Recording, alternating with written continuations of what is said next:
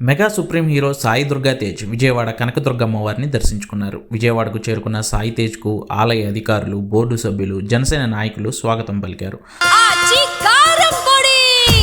అదరగొట్టే కారం రంగు రుచి ఆచి కారం పొడి. అనంతరం అమ్మవారిని దర్శించుకున్న తేజ్కు ఆలయ అర్చకులు తీర్థ ప్రసాదాలను అందజేశారు. పండితులు సాయి తేజ్కు వేదాశీర్వచనం చేసి అమ్మవారి చిత్రపటాన్ని అందించారు. సంబరాల ఏటిగట్టు సినిమా షూటింగ్లో ప్రస్తుతం బిజీగా ఉన్న సాయి దుర్గా తేజ్ కొత్త లుక్లో తను ఈ ఏడాది సిల్వర్ స్క్రీన్కు సరికొత్తగా పరిచయం చేసుకోనున్నారు.